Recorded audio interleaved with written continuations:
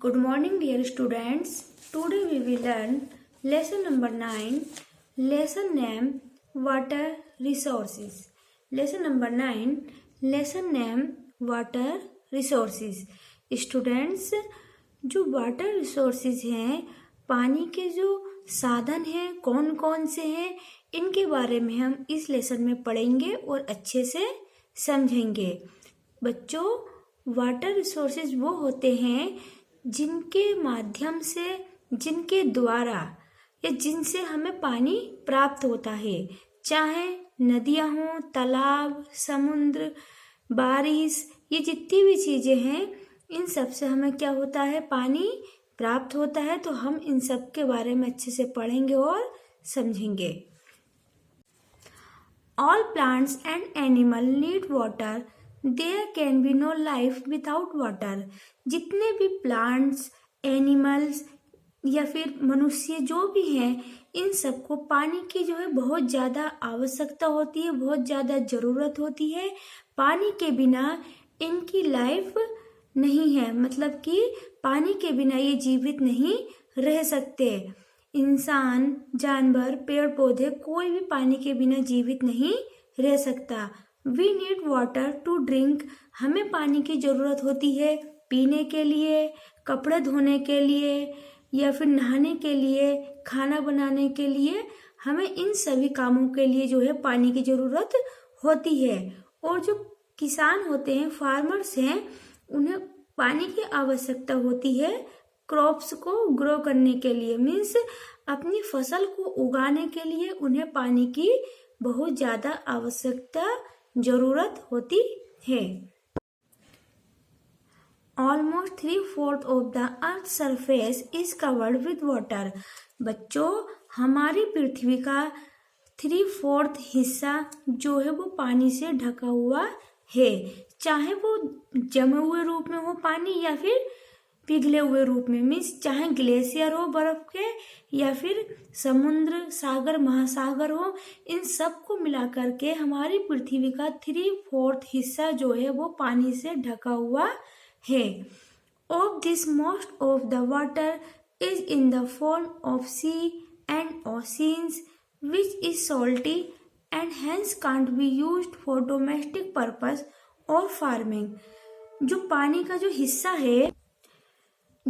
का हिस्सा है वो सागर और महासागरों में है, जो कि बहुत ज़्यादा नमकीन होता है और पीने योग्य नहीं होता, ना ही घरेलू कामों में यूज करने के योग्य है, ना ही खेती करने के लिए यूज किया जा सकता है।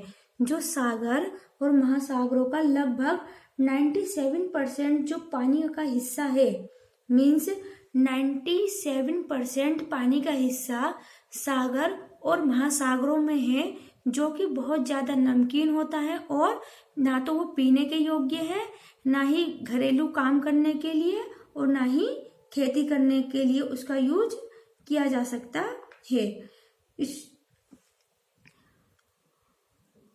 For this fresh water is needed which exist in the form of rivers, lake, streams and ponds.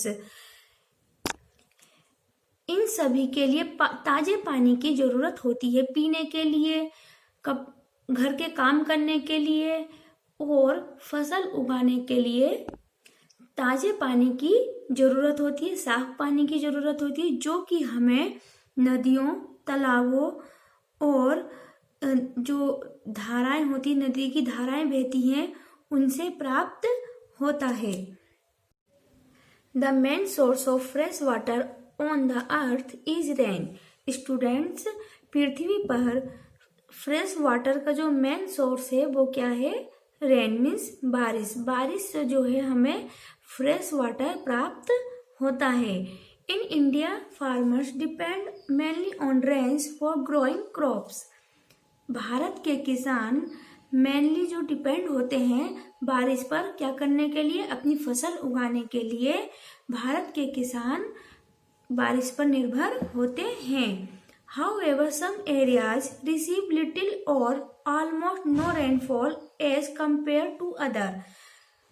हालांकि कुछ हिस्से ऐसे हैं जहाँ पर जो है कुछ हिस्से ऐसे हैं जहाँ पर बिल्कुल भी बारिश नहीं होती है या फिर बहुत कम होती है। दूसरों हिस्सों के हिसाब से यहाँ पर जो बहुत कम बारिश होती है, जैसे राजस्थान में बहुत ज़्यादा कम बारिश होती है और जो कि पूरे साल में जो है बहुत ज़्यादा कम बारिश होती है। Also it does not rain throughout the years, that is we receive rainfall only in the monsoon season. हम केवल मानसून सीजन से ही, मतलब जहाँ पर बहुत पूरे साल बारिश नहीं होती या फिर बहुत कम बारिश होती है, वहाँ पर जो है मानसून सीजन पर निर्भर रहते हैं। बारिश के लिए जो है वो मानसून सीजन पर निर्भर रहते हैं। Due to this uneven distribution we can't depend wholly on rains for farming. इस डिस्ट्रीब्यूशन के कारण हम खेती करने के लिए जो है पूरी तरह से बारिश पर निर्भर हो जाते हैं। To overcome this problem and to supply enough water to the crop throughout the year, irrigation is done by building wells, tanks, canals and dams. पूरे मतलब इस समस्या को दूर करने के लिए और फसल उगाने के लिए, खेती करने के लिए, पूरे साल फसल उगाने के लिए, खेती करने के लिए जो है नहर, बांध और जो टैंक्स वगैरह, इन सब का निर्माण किया गया, जिससे कि उन जगहों पर पानी पहुंचाया जा सके जहां पर बारिश कम होती है और वहां पर पानी पहुंचाकर वहाँ के किसानों की, वहाँ के लोगों की मदद की जा सके फसल उगाने में और घरेलू कामों में। Next point is canals. Canal are used in northern India and in the river deltas of southern India.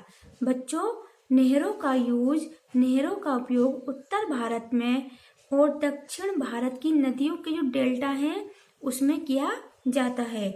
Usually canal are dug out from perennial rivers. जो नहरें बनाई जाती हैं आमतौर पर उन नदियों से इन नहरों को निकाला जाता है।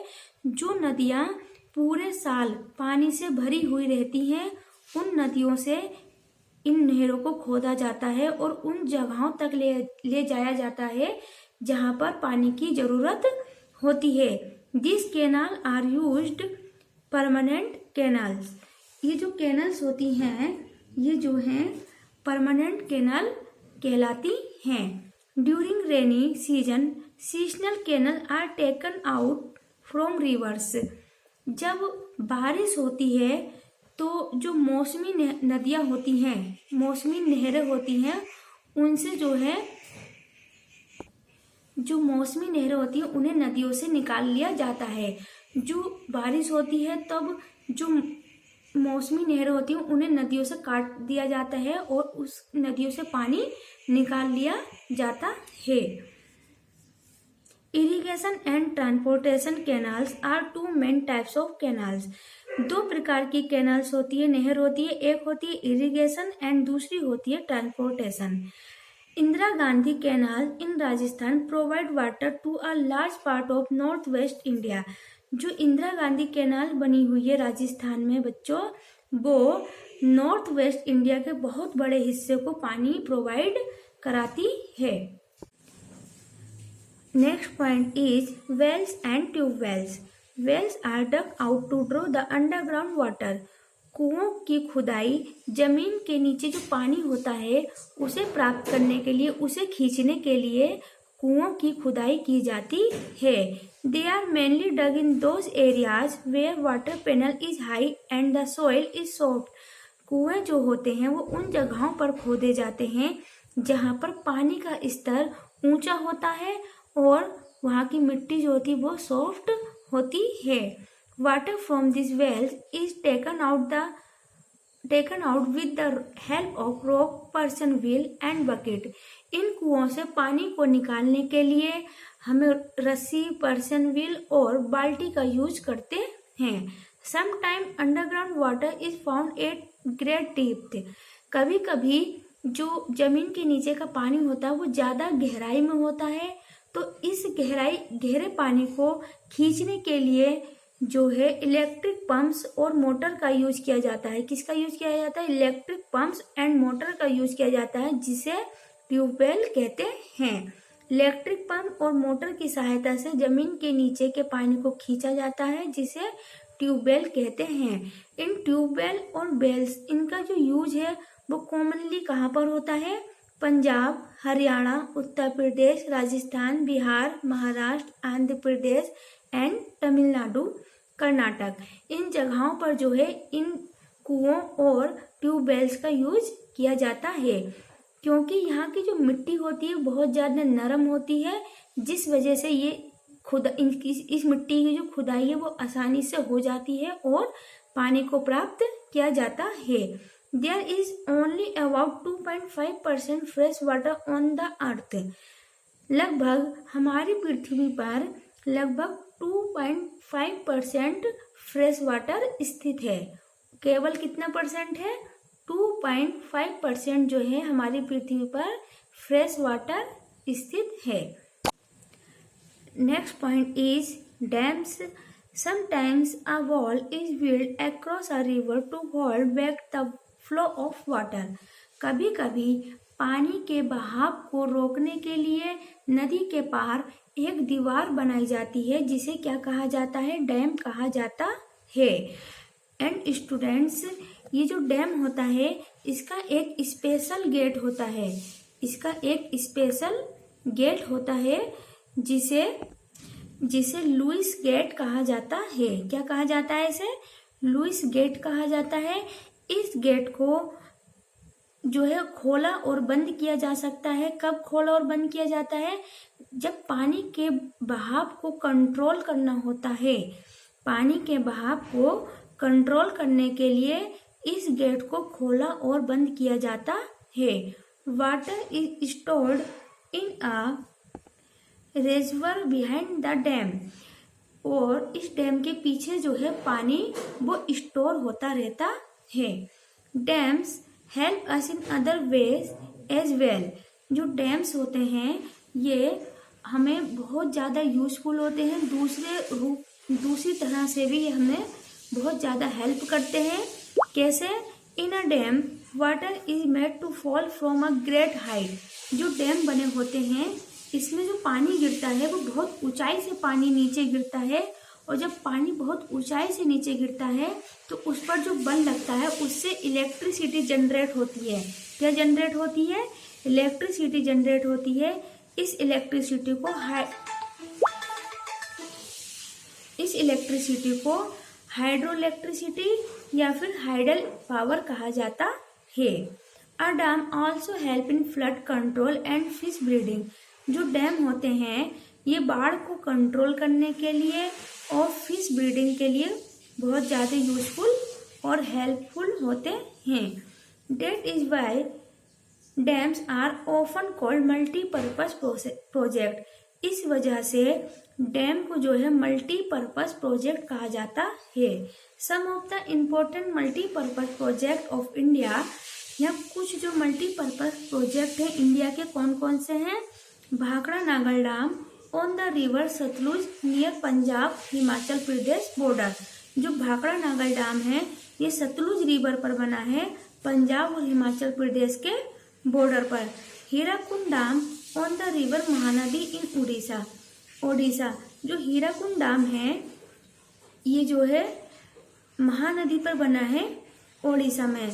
बच्चों, जो हीराकुंड डैम है ये इंडिया का, ये वर्ल्ड का दूसरा सबसे लंबा डैम है। ये पूरे वर्ल्ड का दूसरा सबसे लंबा डैम है। बच्चों, जो महानदी है इसे छत्तीसगढ़ की गंगा और उड़ीसा का शोक कहा जाता है। इसे छत्तीसगढ़ की तो गंगा कहा जाता है लेकिन उड़ीसा का शोक कहा जाता है। जब बहुत बारिश होती है तो इस महानदी का पानी का स्तर जो होता है वो बहुत ज़्यादा बढ़ जाता है और पानी जो है आबादी वाले इलाकों में फैल जाता है, और जिस वजह से क्या आ जाती है? बाढ़ आ जाती है। इसलिए इसे उड़ीसा का शोक कहा जाता है। Damodar valley project on the river Damodar in Jharkhand. Nagarjuna Sagar dam on the river Krishna in Andhra Pradesh, Sardar Sarovar dam on the river Narmada in Gujarat. ये जितने भी हैं ये मल्टीपर्पज प्रोजेक्ट हैं जो कि हमारे इंडिया में बने हुए हैं। Next point is tanks in the peninsular India where the terrain is rocky and अनएवन।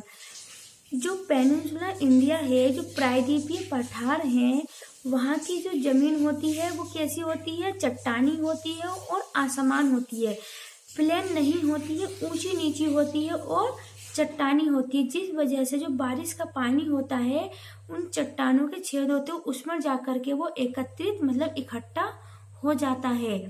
इस पानी को कलेक्ट करने के लिए क्या बनाए जाते हैं, टैंक्स बनाए जाते हैं, जिससे कि पानी होता है उसे स्टोर किया जा सके। Tanks are commonly use in Tamil Nadu, Andhra Pradesh and Karnataka. जो टैंक्स हैं इनका यूज कहाँ होता है कॉमनली, तमिलनाडु में होता है, आंध्र प्रदेश में होता है और कर्नाटक में किया जाता है। Next point is conserving water means पानी का संरक्षण। Clean water is a very precious resource. जो साफ पानी होता है बच्चों को बहुत ज़्यादा प्रीशियस होता है, बहुत ही ज़्यादा कीमती होता है। Unfortunately population through industrial waste, domestic waste, washing and bathing is polluting our rivers more and more. Unfortunately, जो population है वो इंडस्ट्री से, कारखानों से निकलने वाला जो गंदगी होती है, निकलने वाली गंदगी या जो हम घरेलू गंदगी निकालते हैं या फिर हम कपड़े धोते हैं उससे जो पानी गंदा होता है, नहाने की वजह से हमारी गंदगी निकलती है, उस वजह से जो नदियों का और जो पानी है वो बहुत ज़्यादा गंदा होता जा रहा है। क्योंकि जितना भी गंदगी होती है जो इंडस्ट्री, घर से या नहाने की वजह से, कपड़े धोने की वजह से जितना भी ये पानी, गंदा पानी होता है, ये बह करके कहाँ जाता है, बह करके सीधा नदियों में, तालाबों में जा करके ये मिल जाता है, जिस वजह से ये जो पानी है नदियों का बहुत ज़्यादा गंदा होता जा रहा है। Polluted water also spread many diseases among human and destroy marine life. जो प्रदूषित पानी होता है वो उसकी वजह से बहुत ज़्यादा बीमारियां पैदा हो जाती हैं जो कि इंसान को और जो पानी में रहने वाले जीव हैं उनके जीवन को बहुत ज़्यादा प्रभावित करते हैं और डिस्ट्रॉय करते हैं। Our government has taken many steps to clean the water bodies and provide clean drinking water to the people. जो हमारी सरकार है वो बहुत ज़्यादा कदम उठा रही है वाटर बॉडीज़ को साफ रखने के लिए। तालाब, नदी, समुद्र, कुएं, जितनी भी जगह हैं इनको साफ रखने के लिए बहुत ज़्यादा वो कदम उठा रही है, बहुत ज़्यादा प्रयास कर रही है और पूरी कोशिश कर रही है कि हम लोगों को जो है वो साफ पानी प्रोवाइड करा सके। However, we should also help in this process by making effort to keep the water bodies clean.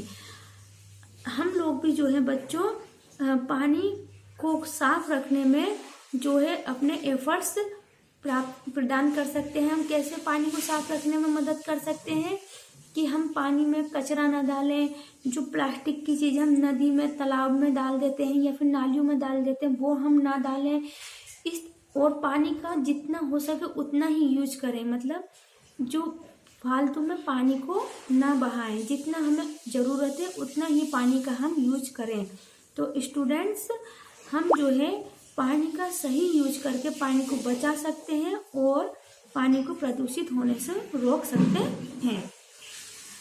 बच्चों, ये लेसन कंप्लीट हो गया है। आई होप आप लोगों को अच्छे से समझ में आया होगा। Okay, thank you, good bye.